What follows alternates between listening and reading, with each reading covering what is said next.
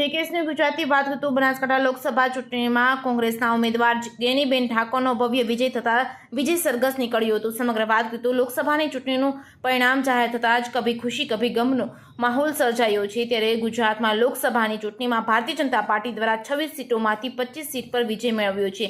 બનાસકાંઠામાં કોંગ્રેસના ઉમેદવાર ગેનીબેન ઠાકોરે ભાજપની હેટ્રિકને અટકાવી વિજય બન્યા છે। ત્યારે કોંગ્રેસના ઉમેદવાર ગેનીબેન ઠાકોરનો ભવ્ય વિજય થતાં પાલનપુરની નડેશ્વરી માતાના મંદિર સુધી વિજય સરઘસ નીકળ્યું। જે વિજય સરઘસ ડીસા પહોંચતા દીપક હોટલ પાસે કોંગ્રેસના હોદ્દેદારો અને કાર્યકર્તાઓ દ્વારા બાબા સાહેબ આંબેડકરની પ્રતિમાને ફૂલહાર અર્પણ કરી ફટાકડા ફોડી આતશબાજી કરી ખુશી વ્યક્ત કરાઈ હતી।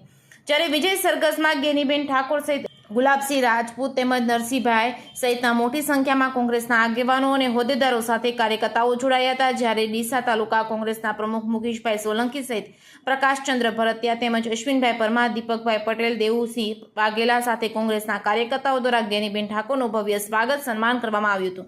બનાસકાંઠા જિલ્લાની જનતાને ગેનીબેન ઠાકોરનું મામેરું ભરવા બદલ મતદારોનો આભાર વ્યક્ત કરાયો હતો। સમગ્ર ગુજરાતમાં બનાસકાંઠા લોકસભા સીટ પર રસાકસી જામી હતી। તાકીકી ટક્કર જોવા મળી હતી। બનાસની બેન ગેનીબેન ઠાકોર અને બનાસની દીકરી રેખાબેન ચૌધરી વચ્ચે ખરાખરીનો જંગ જામ્યો હતો, જેમાં કોંગ્રેસના ઉમેદવાર ગેનીબેન ઠાકોરનો વિજય થયો હતો। કોંગ્રેસે ગુજરાતમાં ખાતું ખોલાવ્યું હતું, જ્યારે લોકસભાના ઉમેદવાર ગેનીબેન ઠાકોરનો ભવ્ય વિજય તથા શુભેચ્છાઓ સાથે અભિનંદનની વર્ષા થઈ હતી। જેકેએસની ગુજરાતી સાથે ભરત ઠક્કર, ડીસા।